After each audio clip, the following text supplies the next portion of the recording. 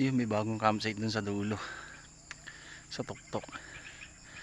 Ito, yan. Ito, yan. Bagong view deck yan. So try natin puntahan. Baka most probably campsite din yan. Parang tarik ah. Okay, let's go. Dito na ako sa Acacia. Malapit na, tagpo ang Batis.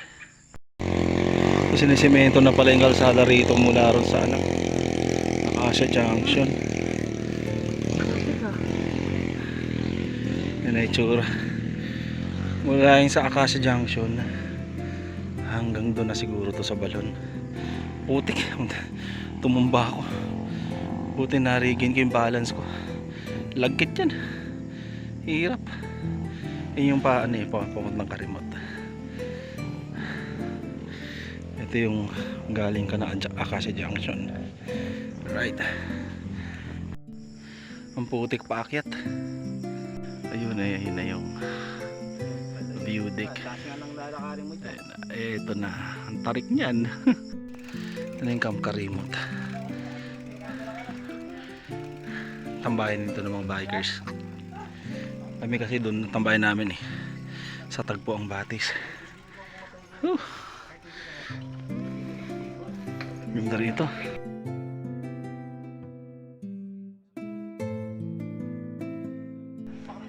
Naglalakad na lang ako mula rito. Ganda kasi wala ang bike park doon. Walang bike rack pala. No.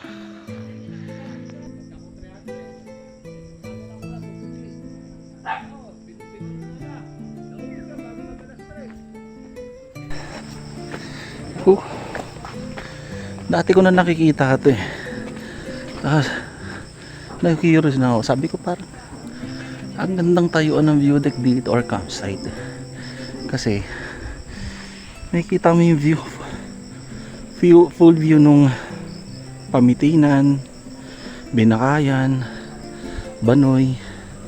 Tapos yun yung mga bundok na yan. Ang ganda.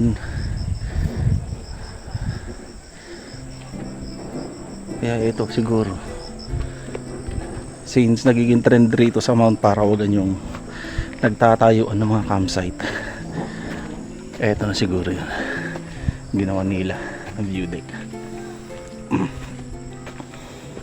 Ito siguro kanila din to.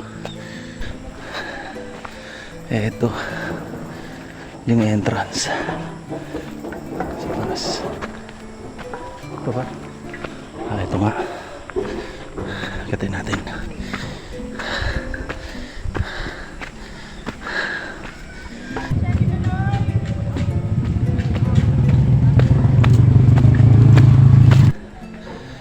Ayun yung view.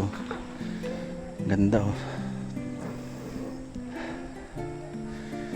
Sarap. Ayos. May bayad daw to 20 pesos entrance. Pero wala pang pangalan. Campsite. Private property pala nakalagay. Pero for sure open to for public.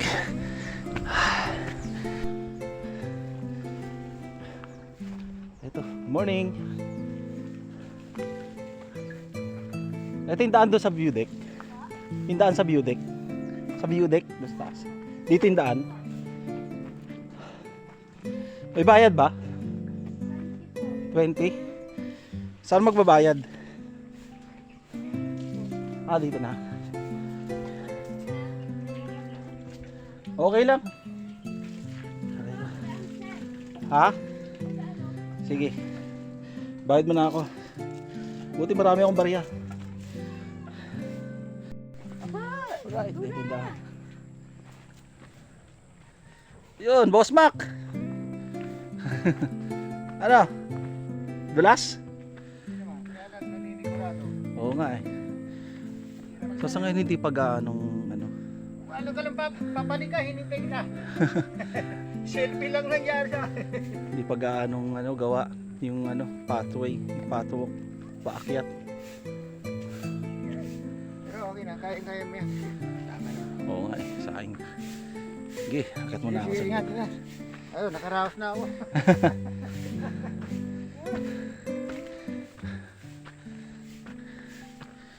Ah, so yung curiosity ko kung ano yung mayroon dito sa taas dati. Way back. Eto na, sasagot.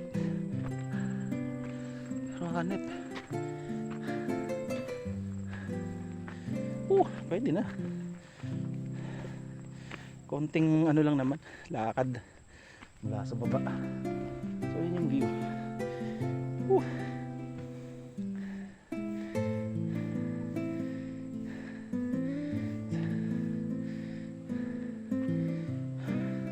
Mas kita na siguro pag nandyan tayo sa taas.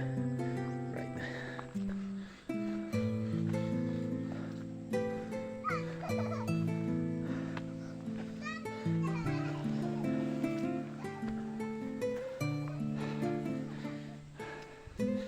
Ayan.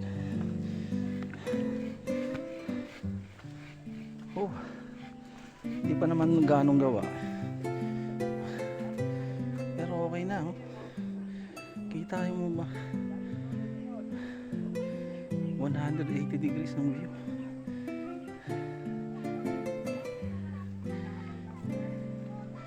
Ito, kung naririnig nyo yan, parang magbabangga ang bato. Mga binubuldozer yan na bundok. So yung bundok na yan, sa kabilang side yan, ayun na, may truck sa ibabaw. Sabi yan, truck. Kasi nga ginagawa yung Kasili Dam. Kaya diyan sila kumukuha ng materyales para gagamitin doon. So sabi dati nung punta kami doon, nung tumawid kami galing Antipolo. So parang buso-buso, tumawid kami ng Wawa.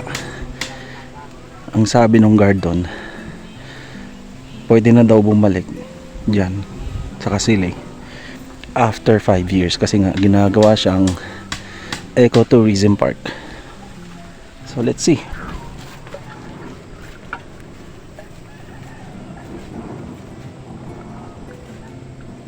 Ooh, wow, masarap. Saan ka pa? Oh, di ba?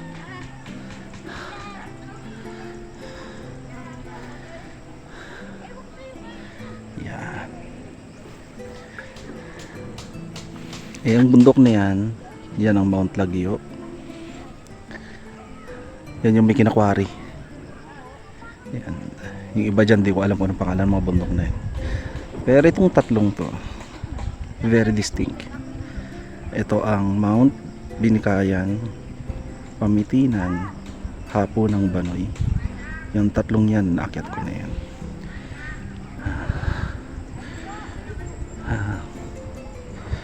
Easy lang naman yung bundok na yan, hindi naman siya yung talagang hardcore climb.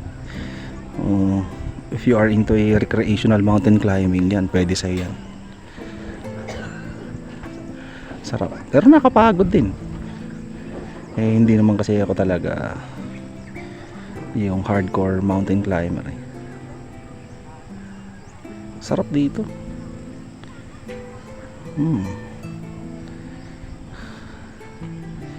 Ayun yung ano, yung kalsada sa baba. Diyan, ito, yung tower na to. Ayan yung tambayan namin. Diyan yung Tagpo ang Batis. So yung kalsada na yan, yung ginagawa na yan, dire-diretso yan doon hanggang sa likuran ng Mount Lagyo na yan. Dire-diretso yan doon sa Kasili. Tatagos ka na ng Antipolo.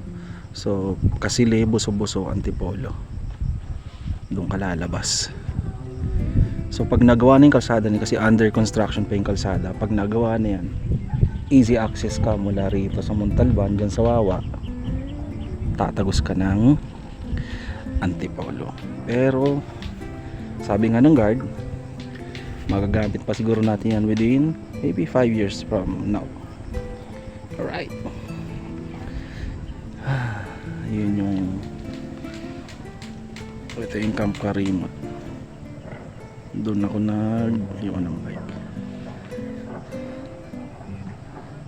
Alright, ang ganda talaga rito, nakaka-relax, sarap, sulit na sulit. Actually, ano, napakaswerte namin dito rin sa Montalban eh. Pero mo, kaya ngayon, rest day ko, hindi ko na kailangan lumayo. Kung gusto ko lang mag-relax, gusto ko lang i-relax yung mata ko. Ito, puro green na yung nakikita ko, puro bundok. Napakaswerte namin dito. Dinadayo pa to ng ano malalayong lugar. Kaya nga, ito, napakaswerte talaga namin dito. Yung lumipat kami rito parang dati nagdadalawang isip ko kasi parang ang layo sa trabaho. Parang blessing in disguise kasi hilig ko rin talaga yung mag-bike. Yan, mountain biking, tapos yung mag-hike sa bundok. So, may reason kung bakit talaga ako nalipat dito.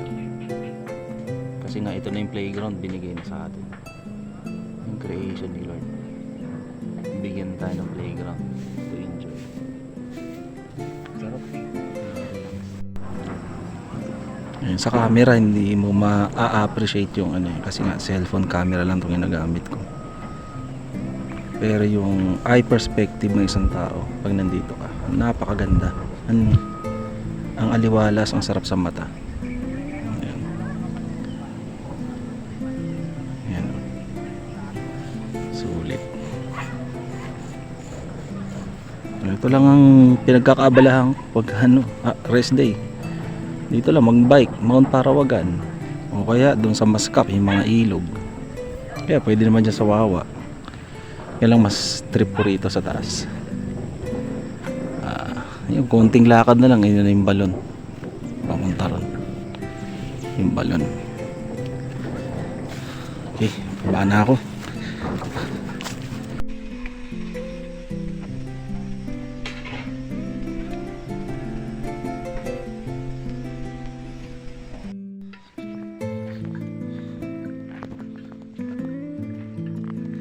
Pabalik na ako ng tambayan namin.